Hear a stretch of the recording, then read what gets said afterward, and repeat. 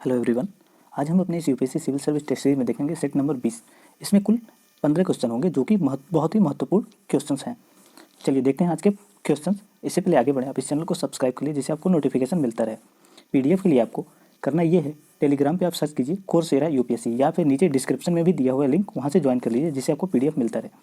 चलिए देखते हैं आज का पहला क्वेश्चन ये कह रहा है कि प्रायद्वीपीय नदियों के संबंध में निम्नलिखित कथनों पर विचार कीजिए। कथन एक कह रहा है कि प्रायद्वीपीय नदियों का जलमार्ग हिमालय नदियों की तुलना में लघु और उथला है। दूसरा कथन कह रहा है अधिकांश प्रायद्वीपीय नदियां मौसमी हैं।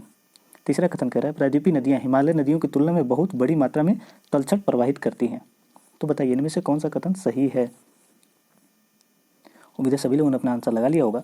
अगर हम थोड़ा इसका डिटेल एक्सप्लेनेशन देखें तो कह रहा है पहला, प्रायद्वीपीय नदियों का जलमार्ग हिमालय नदियों की तुलना में लघु और उथला है, तो ये बिल्कुल सही लग रहा है। और दूसरा देखें कथन इसमें, तो अधिकांश प्रायद्वीपीय नदियां मौसमी हैं, तो ये भी सही है क्योंकि इनको किसी पर्वत से के द्वारा नहीं मिलता। हिमालय पे बहुत सारे ग्लेशियर हैं जिससे हिमालय नदियों को मिलता है, मतलब हर मौसम में उनको जल प्राप्त होता है, तो इसलिए वो मौसमी नहीं है, वो पूरे वर्ष भर बहती रहती हैं। लेकिन ये प्रायद्वीपीय नदियाँ हैं, गर्मी के मौसम में वो ज़्यादातर नदियाँ सूख जाती हैं क्योंकि जब उनको जल नहीं मिलता, जैसे ही मानसून समाप्त होता है तो उनमें जल का स्तर धीरे गिरने लगता है। तो दूसरा सही हो जा रहा है। तीसरा अगर देखें कथन, तो प्रायद्वीपीय नदियाँ हिमालय नदियों की तुलना में बहुत बड़ी मात्रा में तलछट प्रवाहित करती हैं, तो ये क्या आपको सही लग रहा है? बिल्कुल गलत है, ऐसी कोई बात नहीं है। आप लोग अगर थोड़ी सी इंडियन ज्योग्राफी पढ़े होंगे तो आपको पता होगा कि जो हमारा नीचे का भाग है, नॉर्दर्न साउथ वाले पार्ट है हमारे, तो वहाँ पे ज़्यादा ही कंक्रीट वाले स्थल खंड है, तो इसलिए वहाँ पे तलछट कम पाए जाते हैं। और उनका जो बहाव है वो नॉर्थ इंडिया की तुलना में साउथ इंडिया में नदियों के बहाव का दर काफ़ी तेज़ है, इसलिए तीसरा गलत हो जाता है। तीसरा गलत करते हैं हमको बी और सी इसमें से कट कर सकते हैं। अब बचा हमारा 1 और 2, इसका सही आंसर ए है। आप यहाँ पे एक्सप्लेनेशन देख सकते हैं। यहाँ पे देखिए हमने यहाँ पे एक्सप्लेनेशन में डाल रखा है, ये भी ईस्टर्न फ्लोइंग रिवर और वेस्टर्न फ्लोइंग रिवर, मतलब जो नदियाँ पूर्व की तरफ बहती हैं और कुछ नदियाँ पश्चिम की तरफ बहती हैं, उनके बारे में हमने दोनों में डिफरेंट डाल रखा है। आप इसको भी समझ लीजिए क्योंकि इसमें से भी क्वेश्चन बन सकते हैं, इसलिए हमने इसको भी यहाँ पे डाल दिया। इसीलिए हमने बताया था ये क्वेश्चन चुनिंदा क्वेश्चन है, इसको डायरेक्ट या एक्सप्लेनेशन के थ्रू क्वेश्चन आपको देखने के लिए मिल सकता है। अगर देखें तो प्रायद्वीपीय नदियाँ ये मौसमी नदियाँ होती हैं, तो ये तो हमने पहले ही समझ लिया। लेकिन यहाँ दृढ़ भाग है, मतलब कठोर भाग होता है, और छोटे जलमार्ग, मतलब इनके जो मार्ग होते हैं कम ही दूरी बह के या तो बंगाल की खाड़ी में गिर जाते हैं या अरबियन सी में। जैसे तापी नदी है वेस्टर्न में बहती है, मतलब अरब सी में गिरती है, इंडस हो गया। अन्य नदियाँ तापी हो गया, साबरमती हो गया, माही हो गया, घग्गर हो गई, ये सब वेस्ट में बहती हैं। ईस्ट में थोड़ी लंबी दूरी चलती हैं, गंगा हो गया, ब्रह्मपुत्र, ये बहुत लंबी दूरियाँ चलती हैं, तो इसलिए देखें तो इनकी दूरी कम होती है। जो प्रायद्वीपीय नदियाँ हैं इसकी वजह से भी ये क्या करती हैं, डेल्टा न बना के एस्चुरी बनाती हैं। और कुछ चीज़ें देख लें तो ये बहुत कम मात्रा में तलछट का निर्माण करती हैं। अब एक हम देख लेते हैं दोनों में डिफरेंट क्या होता है कि जो ईस्ट फ्लोइंग मतलब पूर्व की तरफ बहती हैं और जो पश्चिम की तरफ बहती हैं। तो देखिए जितनी नदियाँ पूर्व की तरफ बहती हैं, पहले हम समझ रहे पूर्व, जो पूर्व की तरफ बहती हैं वो डेल्टा बनाती हैं, एस्चुरी नहीं बनाती हैं। पहले डिफरेंट ये है। और जो पश्चिम की तरफ बहती हैं वो डेल्टा नहीं बनाती हैं, एस्चुरी बनाती हैं। ये दोनों आपको समझ में आ जाना चाहिए। और देखिए जो पूर्व की तरफ बहती हैं, तो आपको पता होगा पूर्व के साइड में ही हमारा बंगाल की खाड़ी है, तो जो पूर्व में बहती हैं वो बंगाल की खाड़ी में गिरती हैं, जो पश्चिम में बहती हैं वो अरबियन सी में गिरती हैं। ये तो सभी लोगों को पता होना चाहिए। अन्य चीज़ें देखें तो हमारे यहाँ जो 75% नदियाँ हैं वो बंगाल की खाड़ी में ही गिरती हैं, और जो केवल 23% नदियाँ ऐसी हैं जो अरबियन सी में गिरती हैं।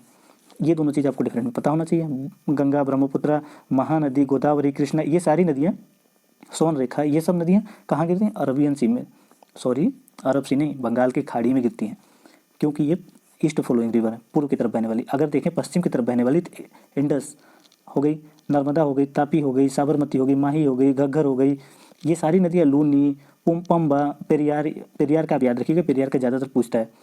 भरतपुजा, ये भी खूब ज़्यादा यूपीएससी में तो नहीं पूछता है, लेकिन स्टेट पीसीएस वगैरह में भरतपुजा का पूछ लेता है, पेरियार का पूछ लेता है, पंबा का पूछ लेता है, लूनी, साबरमती, इन सारी नदियों के बारे में पूछ लेता है कि किस दिशा में फ्लोइंग वाली नदियाँ हैं। तो आप याद रखिएगा ये सारी नदियाँ पश्चिम की तरफ बहने वाली नदियाँ हैं, न कि पूर्व की तरफ। तो आप इनका नाम याद रखिएगा, नाम इनका बहुत ही महत्वपूर्ण है। तो हो सके तो आप इसका शॉर्टेज के लेके रख सकते हैं, या पीडीएफ के लिए आप टेलीग्राम ज्वाइन कर लीजिए। चलिए आप अगला क्वेश्चन देखते हैं। अगला क्वेश्चन है नदियों को उनके उद्गम स्थानों के साथ सम्मिलित कीजिए। तो बताना इनमें से कौन सी नदी कहाँ से उद्गम होती है, मतलब उनका ओरिजिन होता है। पहला कह रहा है साबरमती अमरकंटक, दूसरा कथन कह रहा है ब्रह्मपुत्र कैलाश रेडी, तीसरा कह रहा है कृष्णा महाबलेश्वर, चौथा कह रहा है गोदावरी त्रिंगवनकेश्वर से निकलती है। तो बताइए इनमें से कौन सा कथन सही है। उम्मीद है सभी लोगों ने अपना आंसर लगा लिया होगा। इसमें देखें जिन लोगों ने सी लगाया है उनका बिल्कुल सही है, क्योंकि यहाँ जो देखें साबरमती ये अमरकंटक से नहीं निकलती है, ये अरावली से निकलती है। इसलिए पहला गलत हो जाता है। जैसे ही हम पहला कट करेंगे हमें आंसर मिल जाएगा, ए भी कट जाएगा, बी भी कट जाएगा, डी भी कट जाएगा। सही आंसर हमारा हो जाएगा सी। अगर आप इनमें से किसी के बारे में नहीं पता, जैसे ब्रह्मपुत्र के बारे में नहीं पता है, कृष्णा के बारे में नहीं पता है, गोदावरी के बारे में नहीं पता, तो आपको साबरमती के बारे में केवल पता, तो भी आप आंसर निकाल सकते थे। चलिए अगला क्वेश्चन देखते हैं। अगला क्वेश्चन है, यहाँ पे देख लीजिए एक्सप्लेनेशन दिया हुआ है कि साबरमती निकलती है कहाँ से, पश्चिमी में प्रवाहित होती है। साबरमती नदी हमने भी लिस्ट में देखा था, वहाँ पे भी साबरमती का नाम था। पश्चिम में प्रवाहित होती है और ये अरावली से निकलती है। बाकी सारे डिटेल्स दिए हुए जो थे, जो सही थे। चलिए अगला क्वेश्चन देखते हैं। अगला क्वेश्चन कह रहा है निम्नलिखित में से कौन सी नदी बंगाल की खाड़ी में गिरती है। इनमें से कौन सी ऐसी नदी है जो बंगाल की खाड़ी में गिरती है। तो हमने अभी देखा था ताप्ती। अब बताइए, पहला कह रहा है माही, दूसरा पेन्नार, तीसरा स्वर्णरेखा, चौथा ताप्ती। बताइए इनमें से कौन सी नदी है जो बंगाल की खाड़ी में गिरती है। उम्मीद है सभी लोगों ने अपना आंसर लगा लिया होगा। इसमें जिन लोगों ने ताप्ती को काटा, तो ताप्ती को अगर हम काटते हैं तो ए भी कट जाता है, डी भी कट जाता है। अब बचता है हमारे पास केवल माही, पेन्नार और स्वर्णरेखा। हमने उस लिस्ट में ये भी देखा था कि ताप्ती के साथ साथ माही भी पश्चिम की तरफ बहती है। अगर ये दोनों पश्चिम की तरफ बहती हैं तो बंगाल की खाड़ी में कैसे गिरेंगी, ये दोनों नहीं गिरेंगी। तो 1 और 2 जिसमें है उसको कट कर दीजिए आप, सॉरी 1 और 4 जिसमें उसको कट कर दीजिए। हमने गलती से बोल दिया था 2, लेकिन 1 और 4 जिसमें है उसको कट करेंगे हम, तो हमें आंसर मिल जाने की संभावना ज़्यादा है। देखिए पेन्नार ये ईस्ट फ्लोइंग रिवर है, स्वर्णरेखा ये भी ईस्ट फ्लोइंग रिवर है, तो 2 और 3 सही हो जाएगा, 1 और 4 गलत है, इसमें बी इसका सही आंसर है। आप यहाँ एक्सप्लेनेशन में देख सकते हैं, उसी पहले मैप पिछले मैप में आप देख लीजिए, यहाँ पे आपको आसानी से समझ में आ जाएगा। देखिए यहाँ पे ईस्ट फ्लोइंग नदियों को देखें तो यहाँ पे देखिए तापी हो गया, साबरमती हो गया, माही आपको मिल गया यहाँ पे, और तापी, ये दोनों तो मिल गए आपको। अगर ईस्ट फ्लोइंग रिवर में देखें तो कावेरी, यहाँ पे वैगई है, पेन्नार है और कृष्णा है, ये सारी नदियाँ ईस्ट फ्लोइंग थी। इसका एक्सप्लेनेशन आप यहाँ से देख सकते हैं। देखिए आमतौर पर प्रायद्वीपीय पठार पर बहने वाली नदियाँ कहाँ से निकलती हैं, पश्चिमी घाट से निकलती हैं। ज़्यादातर नदियाँ हैं जो प्रायद्वीप में बहती हैं वो पश्चिमी घाट से निकलती हैं। आपको पता होगा कि पश्चिमी घाट का पश्चिमी ढाल से जो मानसून आते हैं, मानसून टकरा के बारिश करता है इसी रीजन में, तो यहाँ से जो नदियाँ निकलती हैं वो पूर्व की तरफ बहती हैं, बंगाल की खाड़ी में अपना जल गिराती हैं। लेकिन कुछ नदियाँ ऐसी भी हैं जो, जैसे कि हो गया सिंधु, तापी, महानदी, नर्मदा, साबरमती, ये अरब सागर में अपना जल गिराती हैं। स्वर्णरेखा, पेन्नार बंगाल की खाड़ी में गिरती थी। तो हमने वहाँ पे देखा था स्वर्णरेखा और पेन्नार जो था वो दोनों कहाँ गिराते थे अपना जल, बंगाल की खाड़ी में। चलिए अगला क्वेश्चन है, छोटा नागपुर के बारे में निम्नलिखित कथनों पर विचार कीजिए। एक कह रहा है छोटा नागपुर का पठार पूर्वी भारत में स्थित एक पठार है, पूर्वी भारत में स्थित एक पठार है जिसमें झारखंड के साथ साथ उड़ीसा, पश्चिम बंगाल, छत्तीसगढ़ के आसपास के कई क्षेत्रों को सम्मिलित किया जाता है। दूसरा कथन कह रहा है सिंधु गंगा मैदान के उत्तर पूर्व में स्थित है, जो सिंधु और गंगा मैदान के उत्तर पूर्व में स्थित है कौन सा, छोटा नागपुर का पठार। तीसरा कथन कह रहा है कि इस पठार का निर्माण महाद्वीपीय उत्थान बलों के कारण हुआ जो पृथ्वी के अंदर गहराई में कार्य करते हैं। तीसरा कथन कह रहा है कृष्णा नदी छोटा नागपुर पठार से होकर बहती है। बताइए इनमें से कौन सा कथन सही है। उम्मीद है सभी लोगों ने अपना आंसर लगा लिया होगा। अगर जिन लोगों ने डी को ध्यान में रख करके, सॉरी 4 को ध्यान में रख के जिन लोगों ने अपना आंसर लगाया उनका बिल्कुल सही होगा, क्योंकि जैसे आप 4 को कट करेंगे तो आपका आंसर निकल जाएगा ए। क्योंकि आपको पता है कृष्णा नदी यहाँ पे छोटा नागपुर के पास से न बहकर साउथ में बहती है। आप इस तरीके से सॉल्व कर सकते थे।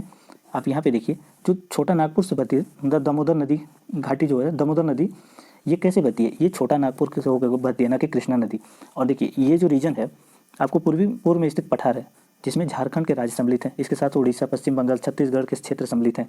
और ये सिंधु और गंगा का मैदान, सिंधु मतलब समझ लीजिए इधर से ऐसे बहती जाती है और गंगा ऐसे आती है। तो यहाँ से इन बीच की इन रीजन को कहते हैं, दोनों के क्षेत्र को, जहाँ पे दोनों का तराई क्षेत्र है, इन पूरे क्षेत्र को हम कहते हैं सिंधु गंगा पठार। तो आपको समझ में आ गया होगा। इसके पूर्व में स्थित है छोटा नागपुर, तो ये भी आपको समझ में आ रहा होगा। और अन्य चीज़ें देखें तो महानदी का बेसिन दक्षिण में स्थित है, इसके जो महानदी का बेसिन है उसके दक्षिण में स्थित है। कुछ अन्य चीज़ें यहाँ पे दी हुई हैं, जैसे कि निर्माण महाद्वीप का उत्थान बलों के कारण हुआ था। ये जो उत्थान है छोटा नागपुर पठार, इसका उत्थान हुआ था ऐसा माना जाता है। आप जियोग्राफी, इंडियन जियोग्राफी पढ़ेंगे तो आपको पता होगा कि जब गंगा नदी अपने अवसाद गिराती है यहाँ पे तो डेल्टा बनता है। वो डेल्टा रीजन जैसे से नीचे धंसा फिर यहाँ से छोटा नागपुर का रीजन ऊपर उठ गया इसकी वजह से। तो वहीं यहाँ पे निर्माण इसका जो होता महानदी उत्थान बलों के कारण हुआ था। तो ये चीज़ आपको समझ में आ गया होगा। अभी को थोड़ा और चाहिए तो बुक खोल के देख सकते हैं डिटेल। हिमालय नदी हिमालय की निम्नलिखित चोटियों में से कौन सी भारत में स्थित है, आपको ये बताना है। अब देखिए पहला कह रहा है धौलागिरी, दूसरा कह रहा है कंचनजंगा, तीसरा नामचा वर्मा और चौथा कह रहा है नंदा देवी, पांचवा अन्नपूर्णा। तो बताइए इनमें से कौन सा कथन सही है। उम्मीद है सभी लोगों ने अपना आंसर लगा लिया होगा। इसमें देखें तो कंचनजंगा ये भारत में है, नंदा देवी भारत में है, धौलागिरी नेपाल में है, नामचा बरवा लद्दाख में है, अन्नपूर्णा नेपाल में है। तो 1, 3, 5 जिसमें भी है आप उसको कट कर दीजिए। ये भी कट गया, ये भी कट गया, डी भी कट गया। सही आंसर हमारा निकल गया सी, क्योंकि धौलागिरी और इसके साथ साथ अन्नपूर्णा ये दोनों नेपाल में है, नामचा बरवा लद्दाख रीजन में है। अरुणाचल प्रदेश का एकदम लास्ट छोर है। यहाँ पे देखिए नामचा बरवा यहाँ पे ये लद्दाख रीजन में पड़ता है, ना कि भारत के रीजन में। अन्य चीज़ें देख लेते हैं। यहाँ पे नंदा देवी आपको मिल जाएगा, नंदा देवी आपको यहाँ पे मिलेगा, नंदा देवी हो गया। कंचनजंगा आपको अरुणाचल प्रदेश के पास मिलेगा, कंचनजंगा यहाँ पे है। तो ये दोनों भारत में है, बाकी नेपाल रीजन में थे। चलिए अगला क्वेश्चन देखते हैं। अगला क्वेश्चन है भारत के प्रायद्वीपीय पठार के अंतर्गत निम्नलिखित में से कौन सी स्थिति है। पहला कह रहा है, मतलब यहाँ बताइए आपको प्रायद्वीपीय पठार के अंतर्गत कौन कौन से आते हैं क्षेत्र। अरावली क्षेत्र श्रेणी, राजमहल श्रेणी, कार्बी अंगलोंग पठार, मेघालय का पठार। बताइए इनमें से कौन सा अरावली मतलब प्रायद्वीपीय पठार के अंतर्गत आते हैं क्षेत्र। उम्मीद है सभी लोगों ने अपना आंसर लगा लिया होगा। जिन लोगों ने डी लगाया है उनका बिल्कुल सही है, क्योंकि ये सभी आते हैं किसके अंतर्गत, प्रायद्वीपीय पेनिनसुलर इंडिया के अंतर्गत। तो वहाँ पे जो भी दिए हुए थे, जैसे कि पूर्वी मेघालय के पठार, तो ये मेघालय के पठार भी सारे रीजन इसके अंतर्गत आते हैं, पेनिनसुलर इंडिया के अंतर्गत। राजस्थान के क्षेत्र भी ये सब आते हैं इधर, पश्चिम बंगाल के क्षेत्र भी आते हैं, मालदा गैप यहाँ पे एक गैप है, वो रीजन भी यहाँ पे इसी में आते हैं। ये सारे रीजन आते हैं, तो इसलिए सभी सही थे। आप एक बार ध्यान रखिएगा, यहाँ से ऐसे क्षेत्र ये पूरा पेनिनसुलर इंडिया के अंतर्गत आता है। चलिए अगला क्वेश्चन देखते हैं। अगला क्वेश्चन निम्नलिखित कथनों पर विचार कीजिए। कथन एक कह रहा है, भूर गंगा नदी के किनारे स्थित भूमि के एक उच्च क्षेत्र को दर्शाता है। दूसरा कथन कह रहा है, बांगर और खादर क्रमशः पुरानी और नई जलोढ़ मृदाएं हैं। तो बताइए इनमें से कौन सा सही नहीं है। उम्मीद है सभी लोगों ने अपना आंसर सोच लिया होगा और लगा भी लिया होगा। इसमें जिन लोगों ने डी लगाया है उनका बिल्कुल सही है, क्योंकि यहाँ पे देखिए जो भूर होता है, भूर को समझने से पहले आपको बांगर समझने की जरूरत है। मान लीजिए एक हिमालय है, हिमालय वैसे ही हम बना लेते हैं जैसा भी बन रहा है। आप मान लीजिए ये हिमालय है, हिमालय से कोई भी नदी निकल रही है, गंगा को मान लीजिए, तो गंगा निकल रही है, तो अपने यहाँ पे आएगी तो कुछ रीजन में जो पुरानी मृदा रहेगी उसके अवशेष अवसाद जो रहेंगे उनको हम कहेंगे पुरानी मृदा को बांगर कहते हैं। अब यही बांगर लंबे समय तक बारिश के दौरान क्षरण हो जाएगी, तो यहाँ पे छोटे छोटे कंकड़ हो जाएंगे इकट्ठा, उन कंकड़ को कहेंगे भूर। ये भूर होते हैं, ये अनुपजाऊ क्षेत्र होते हैं। तो ये जो चीज़ कह रहा है कि भूमि के ऊंचे भूभाग को दर्शाता है, तो बिल्कुल सही है। पहला कथन सही हो जाता है। बांगर पुरानी मिट्टी होती है, तो ये भी सही है। और नीचे जैसे आएंगे तराई रीजन में, तो यहाँ पे हर वर्ष नई मृदा आ जाती है, जो कि खादर कहते हैं इसको, काफ़ी उपजाऊ होती है। यहाँ पे बहुत गहन कृषि की जाती है, बहुत भारी मात्रा में जनसंख्या यहाँ पे देखने के लिए मिलती है। तो आपको ये भी चीज़ समझ में आ गया कि खादर पुरानी मिट्टी है, नई जलोढ़ में खादर नई जलोढ़ मिट्टी है, और बांगर जो है वो पुरानी मृदा है। और बांगर में अगर लंबे समय तक किसी क्षरण हो जाए, कंकड़ पत्थर इकट्ठा हो जाए, तो उसको हम क्या कहते हैं, भूर कहते हैं। तो दोनों कथन सही थे, इसमें कुछ ज़्यादा सही नहीं है, तो इसका डी आंसर सही था। चलिए इसमें देखना हो तो आप देख सकते हैं, वही चीज़ें जो हमने आपको समझाया वही चीज़ें हमने यहाँ पर नोट करके रख दिया है, आपको समझ लीजिएगा। अगला क्वेश्चन देखते हैं। महासागरीय जल की ऊपरी परत वर्ष भर उष्ण होती है। कौन सी परत है इसमें, मतलब कौन से क्षेत्र की जो वर्ष भर उष्ण होती है, गर्म होती है। ए कह रहा है उष्णकटिबंधीय क्षेत्र की, बी कह रहा है ध्रुवीय क्षेत्र पे, सी कह रहा है समशीतोष्ण क्षेत्र पे, डी कह रहा है दक्षिणी महासागर। उम्मीद है इसमें सभी लोगों ने अपना सही आंसर लगाया होगा। जिन लोगों ने इसमें उष्णकटिबंधीय क्षेत्र लगाया उनका बिल्कुल सही है। उष्णकटिबंधीय क्षेत्रों में वर्ष भर जो समुद्र का ऊपरी परत होता है उसका तापमान ज़्यादा होता है। आप यहाँ पे समझ सकते हैं ऐसे, देखिए मान लीजिए ये समुद्र है, 500 मीटर गहराई तक उनका तापमान लगभग समान रहता है। फिर उसके बाद 500 मीटर के बाद यूँ कहें 300 के आसपास ये धीरे धीरे तापमान गिरना शुरू होता है, और ये गिरता चला जाता है। फिर उसके बाद एक समय आता है कि बहुत स्लो हो जाता है तापमान गिरने की दर, ये थर्मो डिक्लाइन कहते हैं इसको। अन्य चीज़ें देखिए तो मध्य और निम्न अक्षांशों में महासागरों का तापमान सामान्यतः सतह से नीचे लगभग समान रहता है। तो अगर पहली परत देखें तो पहली परत में देखें उष्ण महासागर मोटाई, मतलब 2 परत भागों में डिवाइड करें तो पहली परत में उष्ण मोटाई होगी जिसकी मोटाई 500 मीटर। यहाँ पे आप समझ रहे होंगे 500 मीटर। यहाँ पे लगभग मान के चलिए 20 से 25 डिग्री सेल्सियस के बीच तापमान हमेशा रहता है। लेकिन यहीं देख ले मध्य अक्षांशों में, तो मध्य अक्षांशों में केवल ये ग्रीष्म ऋतु में ये स्थिति देखने के लिए मिलती है। शीत ऋतु जैसे ही आती है इसका तापमान गिर जाता है ज़्यादा, मतलब यहाँ पे गर्म ओशियन नहीं रहता है। अन्य चीज़ें देख लें तो ये केवल गर्मियों में रहता है मध्य अक्षांश में, लेकिन निम्न अक्षांश में मतलब इक्वेटर के पास पूरे वर्ष भर क्या होता है, जो समुद्र का तापमान है वो अधिक रहता है, 20 से 25 डिग्री सेल्सियस के आसपास रहता है। चलिए अगला क्वेश्चन है। अगला क्वेश्चन का निम्नलिखित कथनों पर विचार कीजिए। एक कह रहा है निम्न ज्वार के दौरान अधिक संख्या में मछलियाँ किनारों के निकट आ जाती हैं, जो तटों के निकट आ जाती हैं अधिक संख्या में मछलियाँ जब निम्न ज्वार आता है। पहला कथन ये कह रहा है। दूसरा कथन कह रहा है उच्च ज्वार नौकायन में मदद करता है क्योंकि इस दौरान तटीय क्षेत्र में जल वृद्धि हो जाती है। तो बताइए इनमें से कौन सा कथन सही है। उम्मीद है सभी लोगों ने अपना आंसर लगा लिया होगा। अगर यहाँ पे जिन लोगों ने नोटिस किया होगा निम्न ज्वार और अधिक संख्या में मछलियाँ, इसके आधार पे आपने इसको कट कर लिया होगा। बी तो बिल्कुल सही है, उच्च ज्वार मतलब अधिक जल आ जाएगा तो बंदरगाह के पास तक नाव आ सकते हैं। अब यहाँ पे नाव बंदरगाह तक आ जाएंगे तो आसानी से उनका माल ढोने में आसानी रहेगी। तो ये दूसरा तो सभी लोगों ने सही माना होगा, दो ही इसका सही है। जिन लोगों ने बी माना उनका बिल्कुल सही है।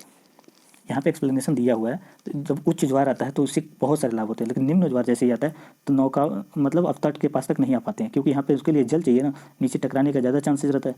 इसलिए जब निम्न ज्वार रहता है तो ये सारे लॉस होते हैं, इसको आप लॉस में जोड़ लीजिएगा। जब उच्च ज्वार रहता है तो इसके बेनिफिट में जोड़ लीजिएगा। तो देखिए नौकायन में मदद मिलता है, मतलब नौका बंदरगाह के तट तक आसानी से पहुँच जाते हैं। इसके साथ साथ उच्च ज्वार में मतलब मत्स्यन मछली पकड़ने में भी बहुत फ़ायदा होता है, क्योंकि मछलियाँ तट के करीब आ जाती हैं, तो जिससे भारी मात्रा में मछलियाँ पकड़ी जा सकती हैं। और जो जल तट के करीब आ गया उसको रोक करके विद्युत उत्पादन में भी उपयोग किया जाता है। ये सारे इसके बेनिफिट थे। और एक बेनिफिट और जोड़ लीजिए, हमारे इंडिया में तो खूब यूज होता है इसका। जो तट के किनारे कचरा रहता है उसको हम लोग मतलब जब निम्न ज्वार होता है, उच्च ज्वार आया, सारा हमने कचड़े उसके अंदर डाल दिए, और जब निम्न ज्वार हुआ तो सारा कचरा अपने साथ लेके निकल लेता है। तो हम कचरा बहाने के भी यूज़ कर लेते हैं इस चीज़ का, जो कि गलत है। इन्वायरमेंट के अकॉर्डिंग देखेंगे तो चीज़ गलत है, लेकिन ये चीज़ भी हम यूज़ करते हैं। तट पूरा साफ करके चली जाती है नदी के जल। चलिए अगला क्वेश्चन कह रहा है, जापान के निकट उत्तरी अमेरिका के पूर्वी तट पर विश्व में सर्वाधिक मत्स्य क्षेत्र स्थित है, क्यों स्थित है? आपको ये कारण बताना है। पहला कारण कह रहा है ये क्षेत्र मजबूत समुद्री धाराओं और मजबूत समुद्री लहरों का अनुभव नहीं करते हैं। दूसरा कारण कह रहा है कि इस क्षेत्र में सुनामी या चक्रवात नहीं आते हैं। तीसरा कथन कह रहा है कि ये वे क्षेत्र हैं जहाँ गर्म एवं ठंडी धाराएं मिलती हैं। डी कह रहा है कि इन क्षेत्रों में नदियों के ताजे जल की अधिक मात्रा विद्यमान है। तो बताइए क्या कारण है कि जापान के निकट और उत्तरी अमेरिका के पूर्वी तट पर विश्व के सबसे ज़्यादा मछली यहीं पे पकड़ी जाती हैं? उम्मीद है सभी लोगों ने अपना आंसर लगा लिया होगा। जिन लोगों ने गर्म और ठंडी धाराओं के मिलने के लिए कारण माना है वो बिल्कुल सही है, क्योंकि जब दोनों धाराएं मिलती हैं तो वहाँ पे फाइटोप्लैंक्टन बहुत ज़्यादा आते हैं और उसकी वजह से मछलियाँ उससे अट्रैक्ट होती हैं और वहाँ पे खूब ज़्यादा मछलियाँ पकड़ी जाती हैं। अब यहाँ पे कोहरा की जैसी स्थिति भी बन जाती है, जो कि नौकाओं के लिए मतलब नौकाओं के लिए बहुत हानिकारक होता है, क्योंकि एक्सीडेंट होने की घटना ज़्यादा हो जाती है। तब यहाँ देख सकते लेब्राडोर और गल्फ स्ट्रीम जब दोनों एक दूसरे से टकराते हैं तो यहाँ पे क्या होता है, यहाँ पे बहुत ज़्यादा कोहरा छा जाता है और फाइटोप्लैंक्टन खूब ज़्यादा इकट्ठा हो जाता है, क्योंकि बहुत शानदार माहौल हो जाता है यहाँ पे और मछलियाँ इससे अट्रैक्ट होती हैं। अब यहाँ पे क्यूरेसियो देख सकते हैं और ओयोसियो देख सकते हैं। ये जब दोनों टकराती हैं तो जापान के तट पे भारी मात्रा में मछली पकड़ने का माहौल बन जाता है। आप ऐसे भी अंदाजा लगा सकते थे। फिलहाल इस मैप को एक बार अच्छे से देख लेंगे तो आपका हो सकता है अन्य क्वेश्चन भी कर लें।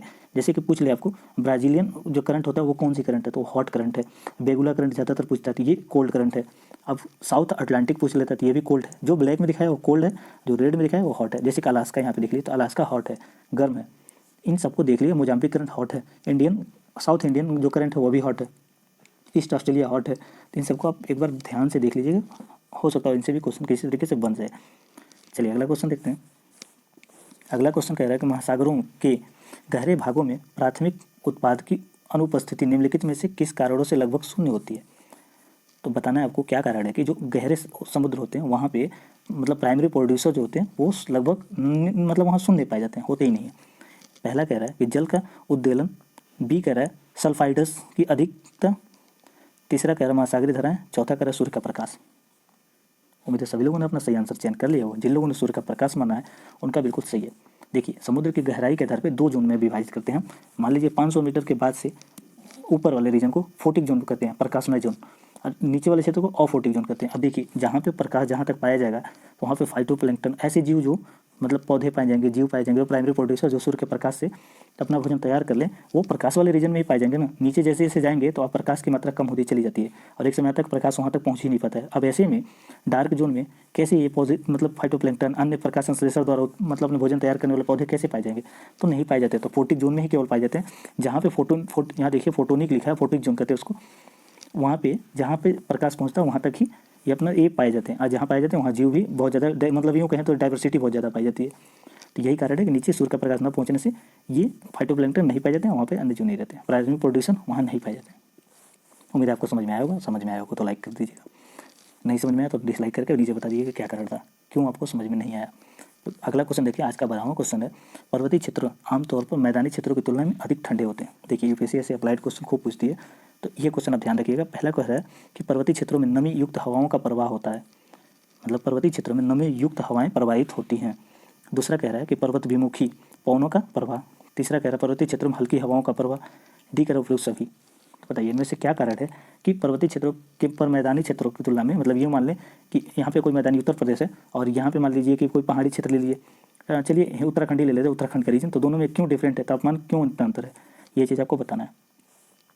उम्मीद है सभी लोगों ने अपना आंसर लगा लिया होगा। जिन लोगों ने इसमें लगाया है अपना सी, पर्वतीय क्षेत्रों में हल्की हवाओं का प्रभाव, तो ये बिल्कुल सही है। यही कारण है कि पर्वतीय क्षेत्रों में हवाएं, मतलब तापमान वहाँ पे कम होता है और अन्य क्षेत्रों में ज़्यादा होता है।